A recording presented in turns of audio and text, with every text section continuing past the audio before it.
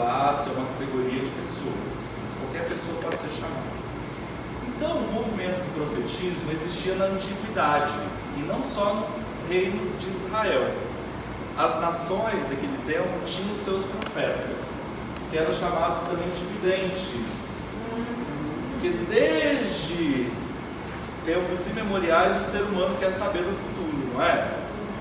Por isso que nós temos o horóscopo, por isso que nós temos as práticas de previsão do futuro, né? Então isso tem as suas raízes lá na antiguidade. Então todas as cortes tinham seus videntes. Os reis, quando precisavam decidir algo, por exemplo, vou atacar o inimigo ou não, quem eles convocavam? Os profetas, os videntes. Então tinham os profetas da corte, que estavam a serviço do rei, a serviço do sistema, mas também tinham os profetas independentes, né? O reino de Israel não será diferente. No reino de Israel nós vamos ter os profetas ligados à corte, mas também aqueles que exerciam o ministério por um chamado de Deus, como o nosso profeta Ezequiel, Jeremias, Isaías, Amós e tantos outros, né? Nós conhecemos a palavra de Deus. Só para vocês lembrarem, tem um profeta da corte, que é o profeta Natã, né? Natã vai fazer uma profecia para o rei Ezequias.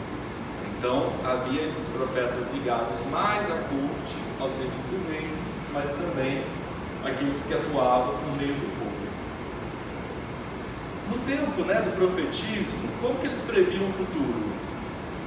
Eles previam o futuro, às vezes, jogando pedras, ou jogando os ossos. É mais ou menos aquilo que hoje a gente tem dos búzios. Já viram, não é? Como? Runas também, exatamente. Mas os profetas bíblicos, eles não usam essas práticas. Por quê? Porque os profetas bíblicos, eles não fazem previsão do futuro.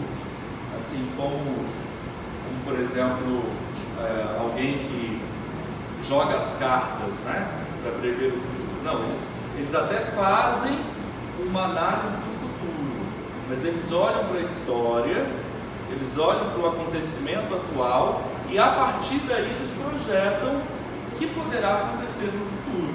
Por exemplo, o povo está sendo infiel à aliança, abandonou o culto ao verdadeiro Deus, está praticando a injustiça, tem cada vez mais pobres e as classes dominantes estão se enriquecendo cada vez mais. Então qual a consequência disso? Uma catástrofe está próxima. Então os profetas fazem uma leitura da realidade a partir da fé, a partir dessa categoria da aliança que eu falei. E qual que é então a missão do profeta? Então primeiro conhecer a vontade de Deus e ser o intermediário entre Deus e o ser humano. Qual que era o diferencial do profeta bíblico?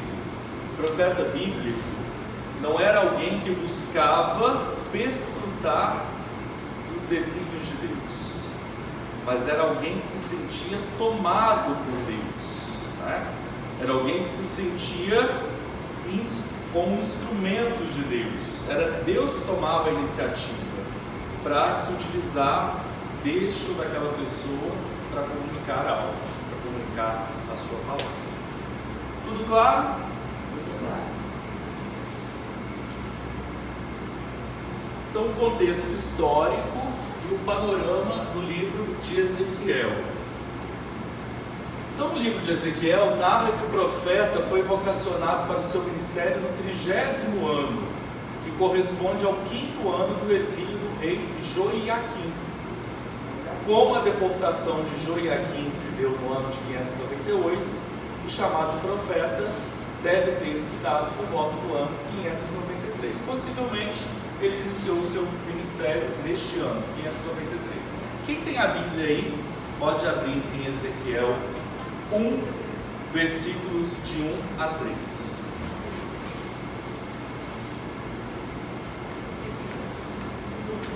Esqueceu a Bíblia? Nem sabia. Não é 3? aqui. Você pode ler para nós? Isso.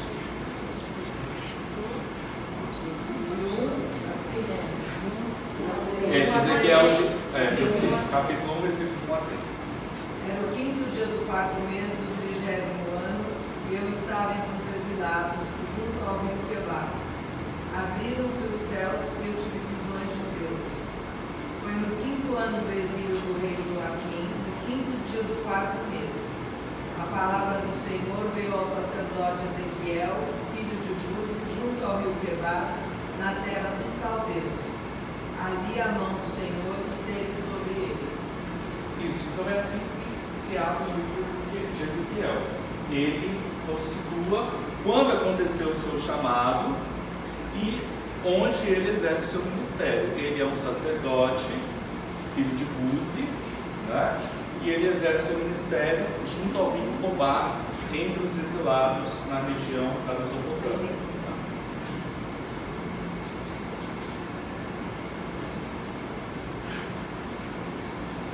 Então vejam, quando uma pessoa era exilada, não era uma situação de escravidão. O povo não era tirado da sua terra e era feito escravo, né? Nesse sentido que nós entendemos. Eles eram colocados em assentamentos agrícolas, né?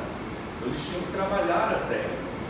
Mas imagina, alguém que pertencia à classe dominante, que era rico, ou que lidava com os negócios, que nunca tinha colocado a mão na terra, não sabia nem como cultivar. Então, de repente, se via nesse estado, tinha que aprender, né? Então, isso obrigava, o exílio obrigava as pessoas a se colocarem numa outra situação. E não era necessariamente da escravidão, mas que exigia uma reconfiguração da vida. Como eu disse para vocês, o ano de 587 marcou a maior catástrofe para o povo de Deus. A sua cidade santa e o seu templo são destruídos. A monarquia inaugurada pelo grande rei Davi, prisioneira no estrangeiro. Os nobres, em grande parte deportados, as riquezas perdidas, a terra invadida e dominada pelo inimigo. Então foi a grande catástrofe que o povo de Israel vive e que vai marcar para sempre a história desse povo.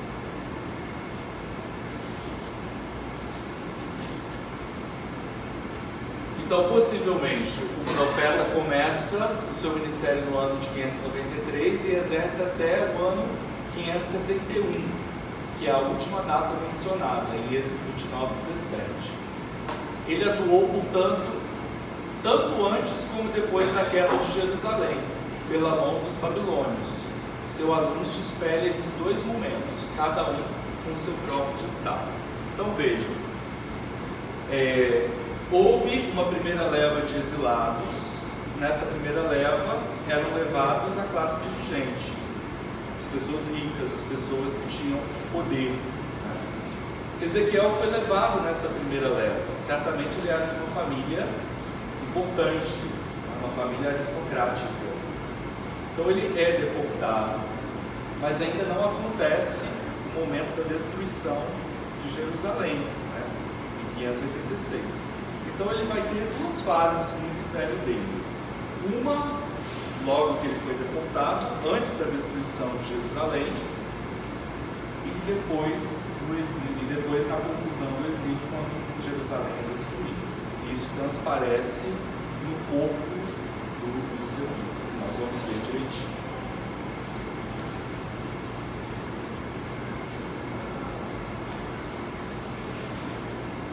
Bom, ele era um sacerdote. Pela linguagem do livro, o conhecimento que ele demonstra do templo, de questões cultuais, é possível que o próprio Ezequiel tenha sido também um sacerdote e exercido essa função em Jerusalém.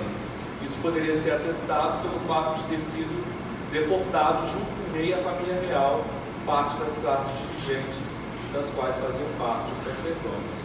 Então Ezequiel faz utilizar muito de imagens, de metáforas do culto, né, e do templo. Então, certamente, por isso, os estudiosos levam a afirmar que ele pertencia à classe sacerdotal. Só que Ezequiel, ele vai ter uma mescla, tanto do sacerdote como do profeta. Então, no seu escrito, na sua profecia, ele vai ter tanto essa preocupação com o culto, com o verdadeiro culto prestado a Deus, com a importância da liturgia, mas ao mesmo tempo ele vai criticar as injustiças praticadas. Ele vai centrar a sua crítica na prática do direito e da justiça. Então, em Ezequiel, nós temos a junção do sacerdote e do profeta.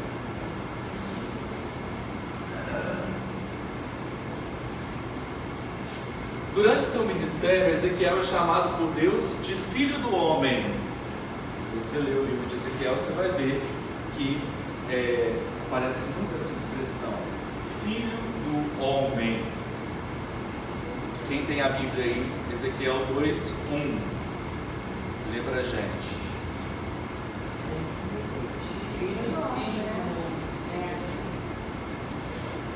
Levanta-te, quero falar-te.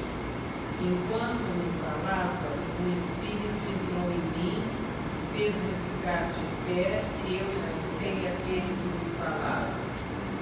Disse-me: Filho do homem, eu te envio aos israelitas, a um povo de rebeldes que se rebelaram contra mim.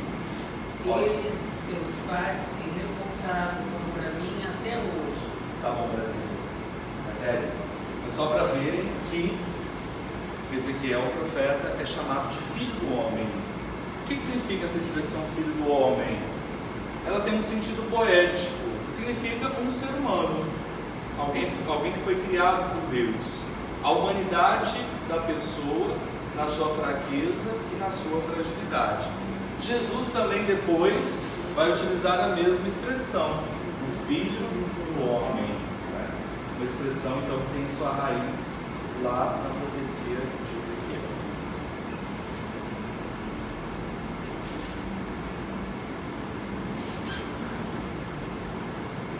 Os profetas, eles faziam gestos simbólicos. Gesto simbólico era para dar visibilidade à profecia. Então, quando eles queriam comunicar algo para chocar as pessoas, então eles faziam algum gesto mirabolante, alguma coisa que alguma pessoa normal não faria no cotidiano. Então Ezequiel é um profeta que ele exagera nos gestos simbólicos e nas mímicas. Então as ações simbólicas são ensinações públicas transformadas em oráculos. Então ele faz muitos gestos, como bater palmas, sapatear e dançar com frequência, né? Ele representa com mímica o cerco de Jerusalém, a partida dos exilados, o rei da Babilônia na encruzilhada dos caminhos, a união de Judá com Israel. Depois temos as ações do tijolo escrito, da frigideira de ferro, das cordas e do pão assado sobre excrementos. Em seguida temos a faca afiada e a queima dos cabelos e da barba, a encenação do desterrado, até nas provações que Deus envia, com a morte da sua amada esposa, ele acolhe o fato como uma ação simbólica e um sinal para Israel. Ezequiel vai perder a esposa, não é? E aí ele vai interpretar aquela morte como um sinal para o povo de Israel. Então ele não chorará a morte da esposa, ele não viverá o luto. E o luto era algo muito importante para o povo de Israel. Então o fato dele não viver o luto era um sinal daquilo que vai acontecer com o povo durante o exílio. Eles não terão chance, não terão tempo para chorar a sua desgraça, a sua derrota, né? Alguém pode ler, vamos ver só um gesto simbólico, vamos ver esse Ezequiel 4:1-16.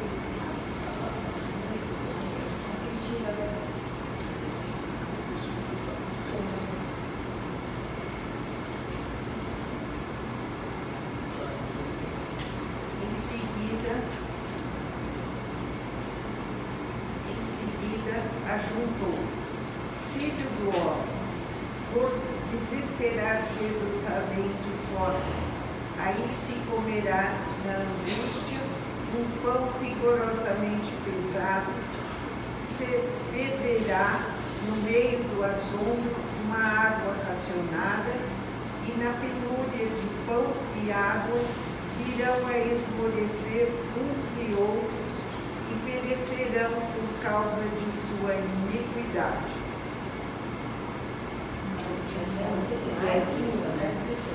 E tu, filho do homem, toma uma navalha afiada, à maneira de navalha de barbeiro, e passa sobre a cabeça e na barba.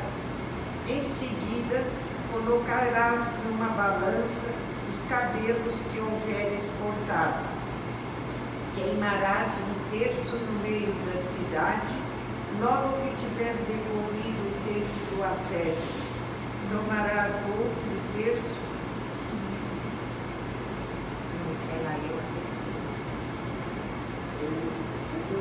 Quer continuar? Pode continuar. Queimarás um terço no meio da cidade, logo que tiver decorrido o tempo do assédio. Tomarás outro terço e o cortarás com a espada em derredor da cidade. O último terço o dispersará ao vento e sacarei da espada contra eles. Reservarás, entretanto, pequena quantidade que guardarás na dobra do teu manto, mas guardarás ainda uma parte para arremessá-la ao fogo e queimá-la. É de lá que sairá a chama. Tá bom, daí. Esse que você leu é o em que ele então corta os cabelos, né? E a barba. Ele então separa em 3 partes e faz alguns gestos, né? Com esse cabelo que ele tira, né? Sinalizando então o que vai acontecer com o povo. Mas tem uma outra visão em que Deus então manda ele assar os pães sobre os excrementos humanos, né? E ele então fala assim: mas Senhor, eu nunca comi algo impuro. Ele sente repugnância. Então Deus vai dizer: então tá bom, então você vai assar sobre os excrementos do boi, né? Porque naquele tempo o excremento do boi era utilizado como combustível, então não teria problema. Por que Deus pede algo assim tão estranho, né? Simbolizando o cerco de Jerusalém. No cerco de Jerusalém vai faltar pão, vai faltar água, né? E eles vão passar fome, né? Então esses gestos mirabolantes são sinais daquilo que vai acontecer. Por exemplo, numa outra visão, Deus manda Ezequiel arrumar a mala de um exilado, né? E manda então ele abrir um buraco na muralha, cidades naquele tempo eram muralhadas, e ele então deve pegar aquela mala, colocar na cabeça e passar pelo buraco daquela muralha, simbolizando então o exílio, né? As pessoas vão ser pegas, vão ter que pegar um pouco de coisas que tinham e ir embora, né? Imagina naquele tempo que todo mundo se conhecia, que as cidades eram muito pequenas, né? O que se fazia tinha uma reverberação grande em todo o conjunto das pessoas. Então as pessoas vendo Ezequiel com uma mala na cabeça à noite e saindo por buraco, então as pessoas ficavam encucadas, né? O que o profeta está querendo dizer? Então repara que as ações simbólicas são símbolo, né? São imagem, uma predição daquilo que vai acontecer. Geralmente após a ação simbólica, o profeta dizia o oráculo: assim diz o Senhor. Aí ele dizia a mensagem que aquela ação simbólica estava indo. A primeira é a língua que fica presa no céu da boca, né? Então, que é o período de silêncio. Isso, ele passa por um período de silêncio. São muitos os gestos simbólicos, né? Ele é o profeta que mais se utiliza desse recurso. Mas todos eles se utilizam. Mas ali ele faz o tijolo, é obrigado a fazer montar toda uma cidade, né? Isso. Então a Darcy está trazendo para a gente uma das visões que o profeta tem. Deus manda ele pegar um tijolo, né, e uma frigideira. Com esse tijolo e essa frigideira, ele coloca o tijolo no meio da frigideira, que simbolizava a cidade, e a frigideira a muralha, né, da cidade, a muralha de ferro. Então é uma imagem, é um gesto daquilo que vai acontecer quando os babilônios invadiram Jerusalém, destruíram a muralha e a cidade. Mas também aí esse simbolismo, a questão simbólica da língua presa também significava para ele prestar atenção e quão duro era o coração dos israelitas. Sim, né? sim.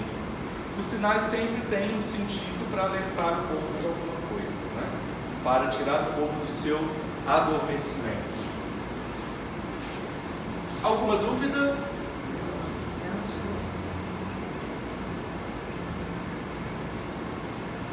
Então, o livro propriamente dito. Como eu disse para vocês, a atividade de Ezequiel ela se dá em dois períodos. Um no momento que ele é exilado, na primeira deportação, e no segundo momento, quando o resto do povo é exilado. Então, no primeiro momento, os babilônios levam a classe dirigente, a aristocracia. No segundo momento, leva, podemos dizer assim, a classe média, os profissionais liberais, né?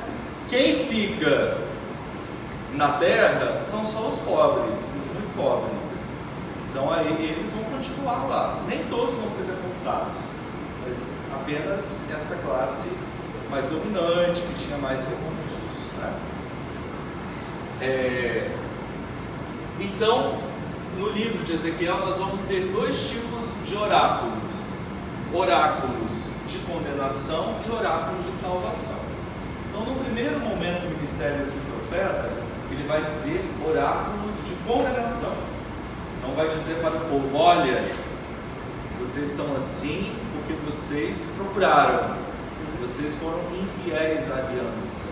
Tudo que vocês estão fazendo é consequência das suas práticas. Então não adianta ninguém se lamentar, ninguém achar que Deus está castigando. Não, isso é consequência das suas más ações. São os oráculos de condenação. E aí Ezequiel vai dirigir oráculos de condenação contra o povo de Israel e contra as nações inimigas de Israel, que se alegraram com a queda de Israel, né? Então vai dizer que eles também terão o castigo deles.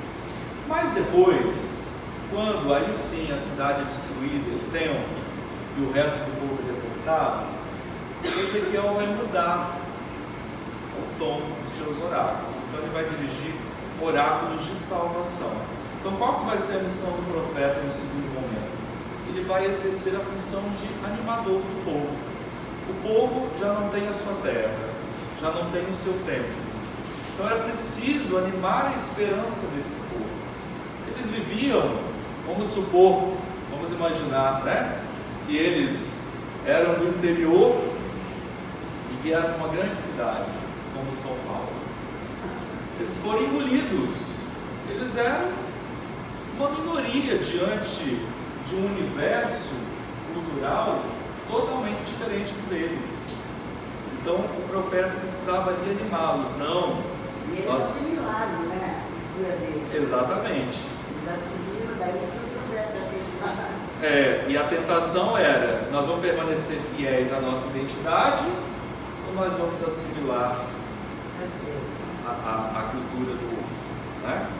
Então, o profeta, nessa segunda fase do seu ministério, ele vai animar o povo, vai dizer: não, nós vamos voltar, o exílio vai acabar, Deus vai tomar a iniciativa e vai reconstruir o seu povo, vai fazer uma nova aliança. Então a gente vê esses dois momentos, né, chave do livro de Ezequiel.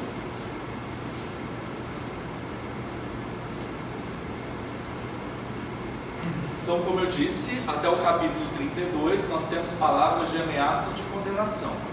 A partir do capítulo 33 até o final, nós temos os chamados à conversão, que apresenta grandes anúncios de restauração da vida do povo em sua terra, com todas as suas antigas instituições. Entre os capítulos 25 e 32, encontramos oráculos de julgamento contra os povos estrangeiros, diferente do que ocorre no capítulo 1 a 24, que se concentra no povo eleito. Aquilo que eu já disse para vocês.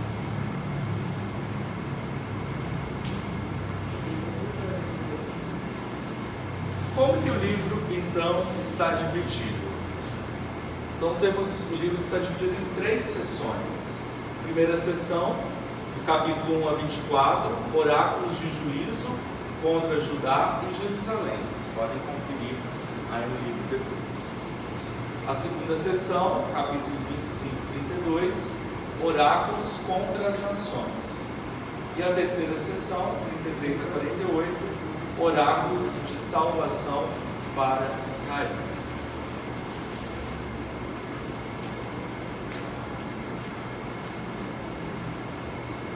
O que nós temos na primeira sessão?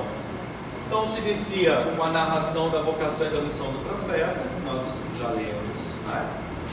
Relata a visão em êxtase que ele tem de Deus na sua glória. Então o tema da glória de Deus é muito importante para Ezequiel. Depois nós vamos ver o que significa a glória de Deus. A segunda se refere ao livro que contém a palavra de Deus, que Ezequiel é incumbido de anunciar.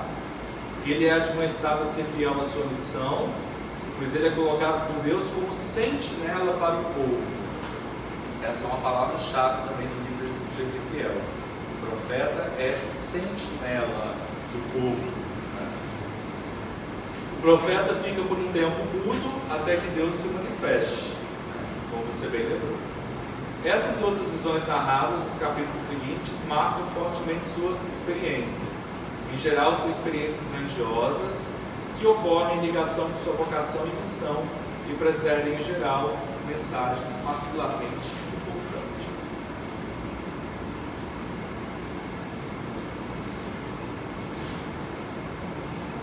Como eu disse, o profeta faz o seu anúncio não só em palavras, mas em ações carregadas de simbolismo. Os capítulos 4 e 5 apresentam 3 ações simbólicas que dizem respeito à sorte da cidade de Jerusalém, que é o gesto simbólico do tijolo na frigideira. Os capítulos 6 e 7 trazem oráculos contra os montes de Israel e o anúncio do fim da nação. O capítulo 8 apresenta a visão do profeta sobre os pecados que se cometem no templo de Jerusalém, que levam a duras sentenças de destruição e a sua realização. A glória do Senhor se afasta do templo e depois da cidade. O capítulo 12 mostra então como uma ação simbólica, como o povo e particularmente o rei deverá sair de Jerusalém, fugindo da destruição da cidade.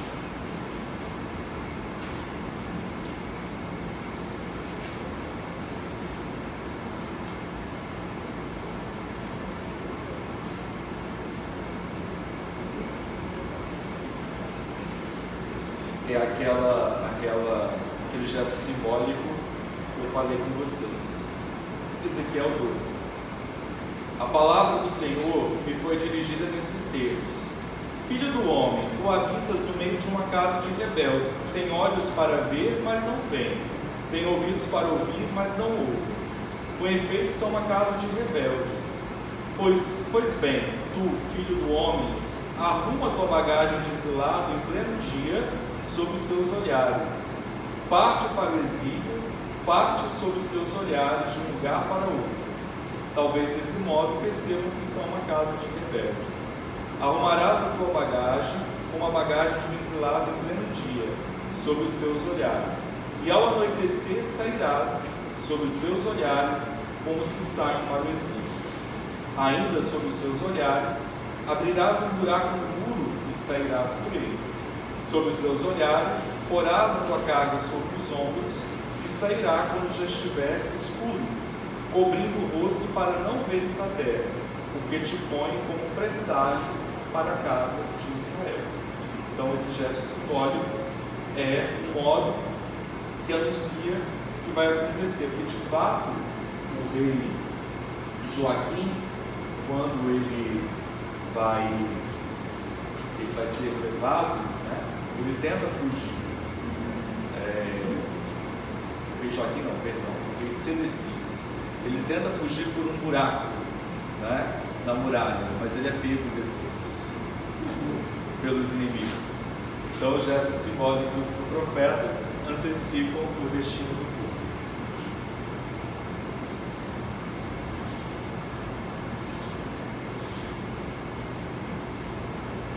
Depois nós temos dos capítulos 13 a 24, são oráculos que ameaçam a destruição da nação. Nele, 3 capítulos traçam o conjunto da história de Israel, mostrando como desde sempre ela está marcada pela infidelidade, pelo pecado, e assim chegará ao fim. Outros capítulos falam contra os líderes, profetas e reis. Desenvolve-se também o tema da responsabilidade pessoal e da idolatria. Mesmo que brevemente, também os reinos da Babilônia e Amon são aqui mencionados. Só para a gente perceber, nós temos a parábola da vinha, no qual o profeta vai fazer uma alegoria da história do povo de Deus. Então ele vai dizer, a palavra de Ezequiel 15, a palavra do Senhor foi-me dirigida nesses termos: Filho do homem, por que a parreira seria mais preciosa do que todas as plantas sarmentosas que se encontram entre as árvores do bosque? Por acaso se tira dela da madeira para fazer alguma coisa? Ou tira-se dela uma estaca que possa servir para pendurar alguma coisa? Ei-la lançada no fogo para ser consumida. O fogo consome-lhe as 2 extremidades, a parte média fica queimada. Porventura servirá ainda para alguma coisa? Já quando estava intacta, nada se podia fazer com ela. Quanto mais agora que o fogo a consumiu, e ela ficou queimada, o que se pode fazer ainda com ela? Pois bem, assim diz o Senhor: como aconteceu com a parreira entre as árvores do bosque, a qual pus no fogo para ser consumida, assim tratei os habitantes de Jerusalém. Voltei a minha face contra eles.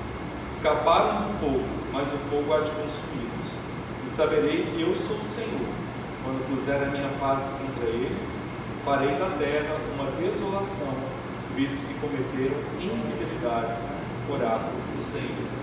Então, o profeta compara o povo de Israel como uma parreira. A madeira da parreira de nada serve, não é? Ela então vai ser cortada e vai ser queimada.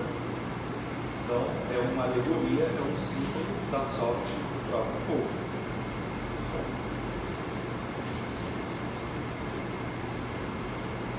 Então nós temos aí a divisão da primeira parte, do capítulo 1 ao capítulo 3, vocação e missão do profeta. Capítulo 1, 4, 28, a visão da glória de Deus. Do capítulo 2, versículo 3 ao capítulo 3, versículo 1, a visão do livro. No capítulo 3, 16, 27, a missão do profeta e seus preparativos.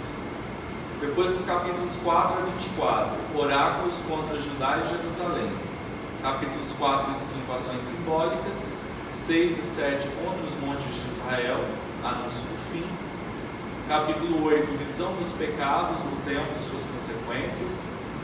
12, anúncio da deportação. 13 a 24, ameaças de destruição.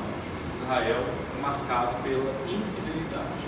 Então esse é o quadro da primeira sessão. Depois nós temos a segunda sessão, que tem essa estrutura. No capítulo 25, nós temos os oráculos contra Amon, Moab, Edom e Filisteia. Eram as nações inimigas de Israel. Capítulo 26 ao 28, oráculo contra Tiro e Sidônia. Capítulo 29 a 32, contra o Egito. Todas eram nações inimigas de Israel.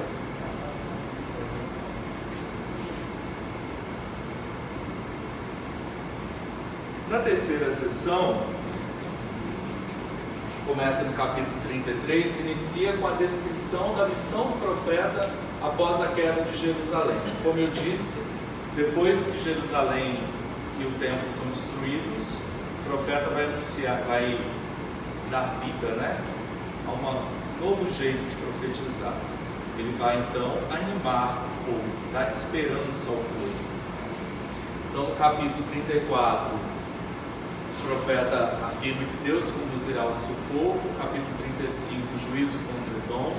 Capítulo 36, o profeta vai profetizar a renovação da vida de Israel. Capítulo 37, nova esperança para o povo. Capítulos 38 e 39, derrota total dos poderes inimigos. Capítulo 40 e 48, promessas de futuro. O novo templo, a nova Jerusalém, o novo Israel.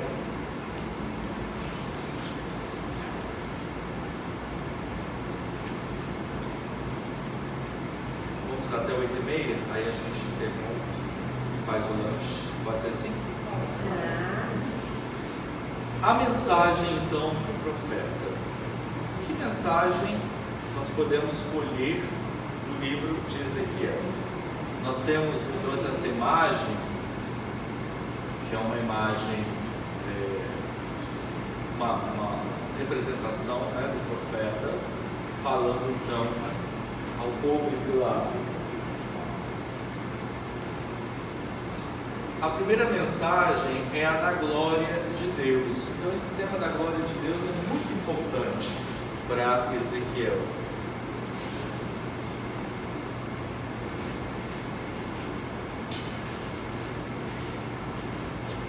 Então o que é a glória de Deus? É a experiência fundante do profeta e marca fortemente seus oráculos. A glória do Senhor é a sua majestade, a sua santidade, que resplandece e pode ser, de certa forma, percebida pelo ser humano em seus efeitos. Diante dela, o profeta se percebe pequeno. A presença majestosa de Deus está em meio ao povo eleito, e de modo especial na cidade de Jerusalém e no templo. Contudo, por conta das infidelidades que se cometem na cidade e até mesmo no interior do lugar santo, a glória do Senhor sai do santuário da cidade santa, pois a presença de Deus é incompatível com tais abominações. Em uma visão do futuro, Ezequiel verá a reconstrução do templo da cidade, o retorno da glória, a qual entrará no templo pela mesma porta pela qual havia saído. Como entender isso? Então Ezequiel parte da ideia de que tanto o templo quanto a cidade de Deus, que é Jerusalém, são habitadas pela sua glória. A glória é a majestade de Deus, é a santidade de Deus, é aquilo que torna aquele lugar, aquele recinto, um lugar sagrado. Mas, por conta dos pecados, da idolatria cometida muitas vezes dentro do templo, a glória do Senhor sairá do templo, sairá de Jerusalém. E para onde vai a glória do Senhor? Vai para junto do seu povo que estava exilado na Babilônia. Então, a partir de agora, a glória do Senhor não está mais restrita a um ambiente. A glória do Senhor está onde o seu povo está. Deus é aquele que acompanha o seu povo, seja aqui, seja ali. Mas ele não está circunscrito dentro de um ambiente, como então eles imaginavam, né? Naquele tempo, quando você fazia um pacto com alguma nação estrangeira, você também assimilava seus valores culturais e também culturais.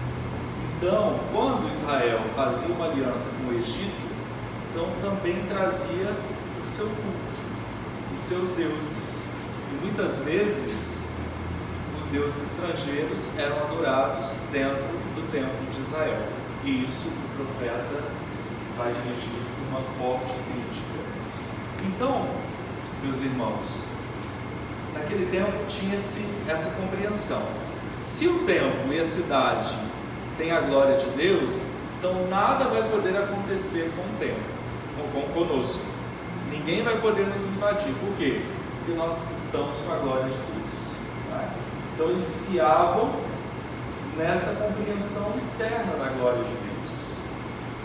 Mas o profeta vai dizer que não, a glória do Senhor não está mais no templo nem em Jerusalém. Por isso que Jerusalém e o templo foram destruídos. Por quê? Porque Deus não estava mais ali presente.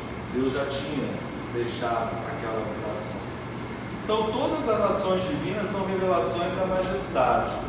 Deus é conhecido em sua ação e em sua atuação na vida concreta.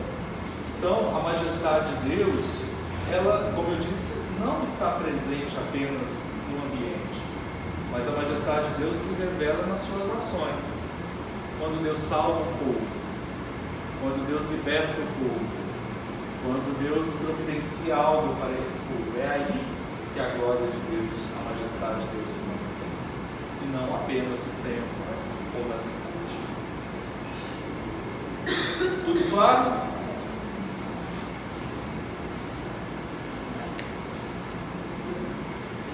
Depois, um outro ponto importante da mensagem de Ezequiel é a ênfase na palavra de Deus. A gente já comentou a visão do rolo, né? Ezequiel, então, é convidado por Deus a comer um rolo escrito. Então, o que Deus lhe diz é a sua missão. Eu te envio aos israelitas. Ele deve anunciar ao povo a palavra que recebeu do Senhor. Ezequiel não só dará ao povo informações que Deus lhe comunica, mas pronunciará uma palavra que ele mesmo recebeu, assimilou e experimentou em si. Esse é o significado da visão do rolo. Ele antes precisa degustar a palavra, ele precisa assimilar a palavra, para aí sim ele se tornar porta-voz desta mesma palavra. Então a pessoa inteira de Ezequiel está ligada ao anúncio de Deus, e ele deve obedecer ao chamado pessoal que lhe foi dirigido, sem nada temer. Né? Na visão, Deus diz para Ezequiel: come e vai falar. Ou seja, a palavra de Deus é uma experiência que primeiro a gente internaliza, primeiro a gente assimila, para que depois nós possamos nos tornar comunicadores, anunciadores.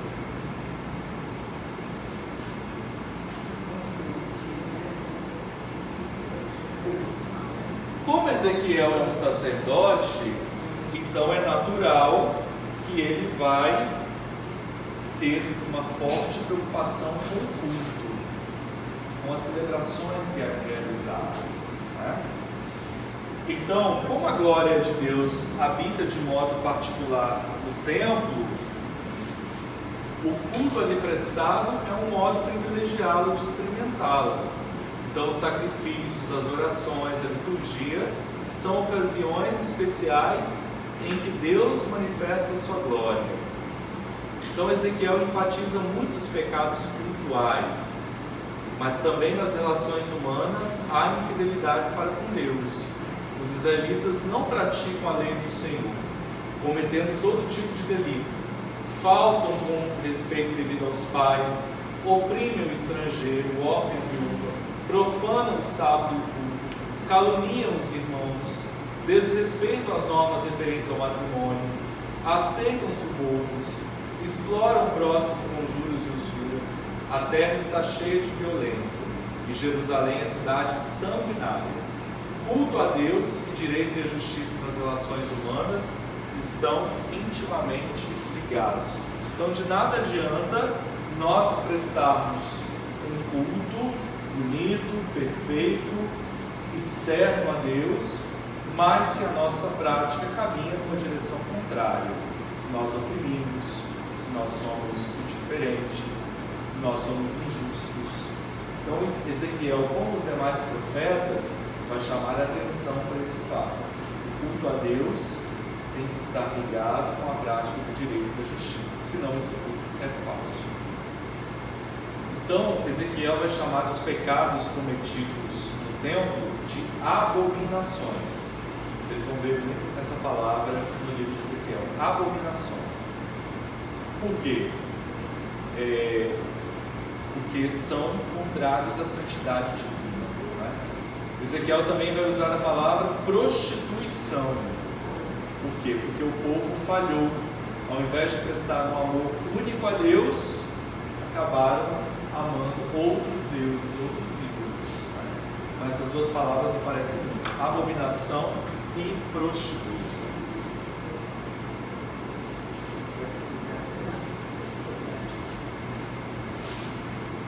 Os líderes também são objetos da crítica de profeta Ezequiel, sobretudo os que detêm poder político, os chefes, os profetas, os sacerdotes, os privilegiados do reino. Ele não vai poupar ninguém.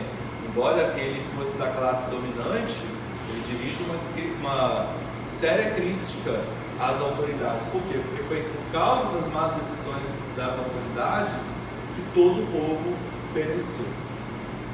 Outro grupo visado por Ezequiel são os exilados, especialmente os seus representantes, os anciãos. Também eles praticam idolatria, ou não observam a palavra que receberam do profeta. Também o povo que permaneceu na terra é censurado. Até que ele ficou lá, Ezequiel também vai censurar. Por quê? Por não terem sido deportados e formarem a comunidade que tem a proteção de Deus. E mesmo após a queda de Jerusalém, continuam com práticas idolátricas, violências e outros delitos. Então o profeta lembra que sem mudança de vida e fidelidade a Deus, de nada adiantam palavras vazias que demonstram uma confiança temerária na Deus.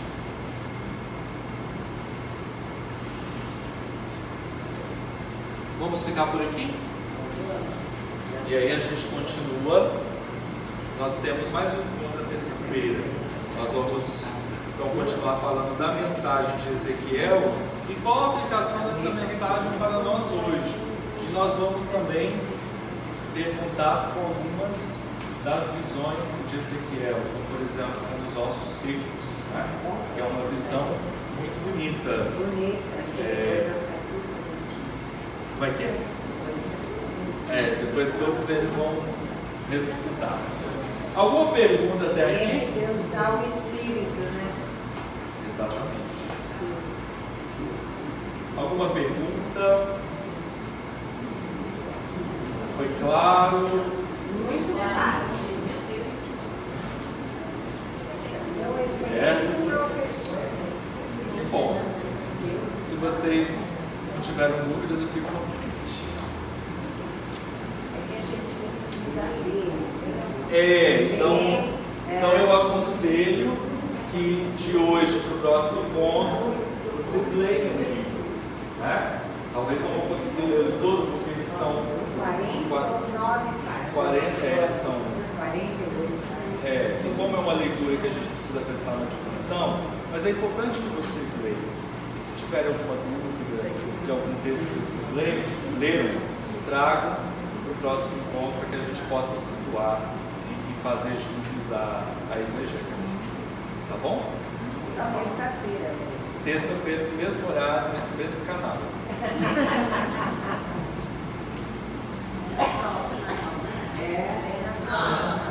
Pena, daqui a outro dia. Isso daqui dia 16. Não, é no próximo. Dia 17. Vamos concluir, meus irmãos, rezando a página 12. Pode continuar e fazer segunda parte.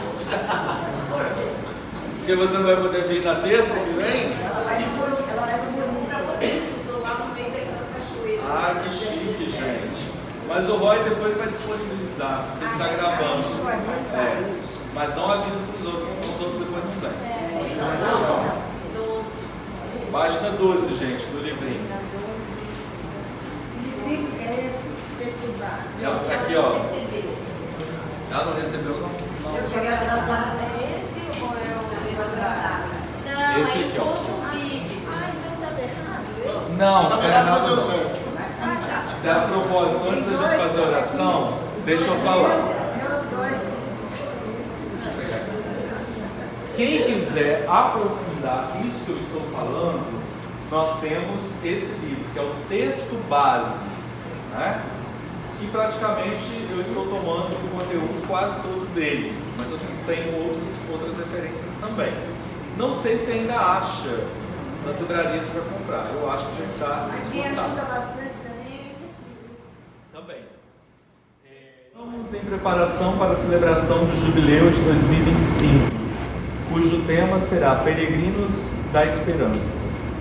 Este ano de 2024, a convite do Papa Francisco, é dedicado à oração.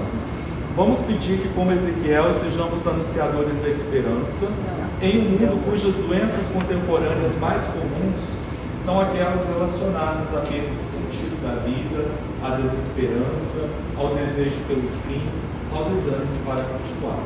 Rezemos juntos a oração do Jubileu de 2025. Pai, que estás nos céus, a fé que nos deste no teu Filho Jesus Cristo, nosso irmão, e a chama da caridade derramada nos nossos corações, pelo Espírito Santo, desperta em nós a bem-aventurada esperança para a vida do teu reino. A tua graça nos transforme em cultivadores diligentes das sementes do Evangelho, que fermentem a humanidade na espera confiante dos novos céus e da nova terra, quando vencidas as potências do mal, se manifestar para sempre a tua glória. A graça do Jubileu reavive em nós, peregrinos da esperança, o desejo dos bens celestes e derrame sobre o mundo inteiro a alegria e a paz do nosso Redentor. A ti, Deus bendito na eternidade, louvor e glória pelos séculos dos séculos. Amém. Ave Maria, cheia de graça, o Senhor é convosco. Bendita sois vós entre as mulheres, e bendito é o fruto do vosso ventre, Jesus. Santa Maria, Mãe de Deus, rogai por nós, pecadores, agora e na hora de nossa morte. Amém. Mãe do Perpétuo Socorro, Rogai por nós. o Senhor esteja convosco. Ele está no meio de nós. Abençoe-vos o Deus Todo-Poderoso, Pai, Filho e Espírito Santo. Amém. Meus irmãos, muito obrigado pela presença, Depois